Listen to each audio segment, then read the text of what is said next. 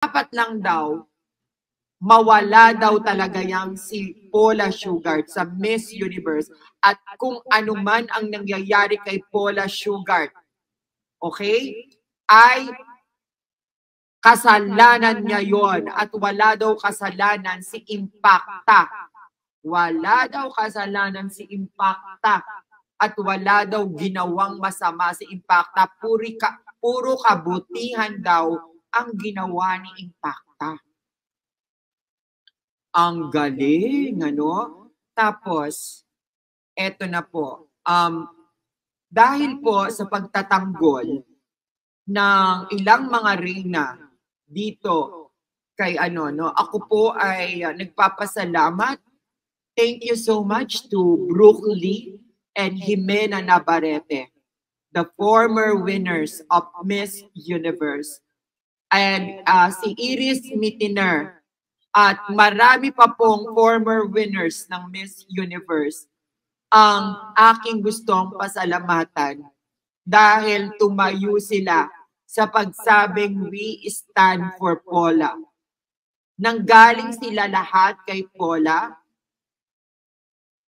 no? Siguro hindi natin masisi si Catriona at si Pia bakit hindi sila nagre-release ng statement. Palagay ninyo, dapat bang mag-release ng statement o magsabi ng we support? Ano ang repercussion? Ano ang consequences pag nagsalita si Pia Wurtzbach at si Catriona Gray? Ano sa palagay ninyo?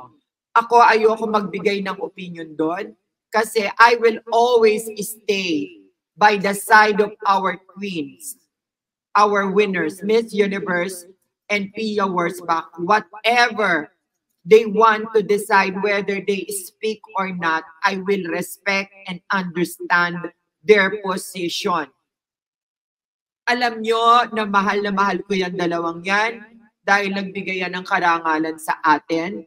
Hindi nila kailangan gumaya sa ibang Miss Universe. Pero tayong mga Pilipino, sana in behalf of Catriona and Pia Wurtzbach, magsama-sama tayo na we stand by Paula Sugar. Diba? We stand by Paula Sugar.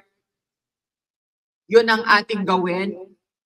Palagay ko, naiipit itong si Catriona and si Pia Wurtzbach sa Miss Universe Philippines. Siguro sinabihan din yan nila Jonas o nila Shamsi Supsup na please, wag na tayong makialam muna for the sake of our queens, no? Kayo, do you think that we just have to be stay quiet ang MUP?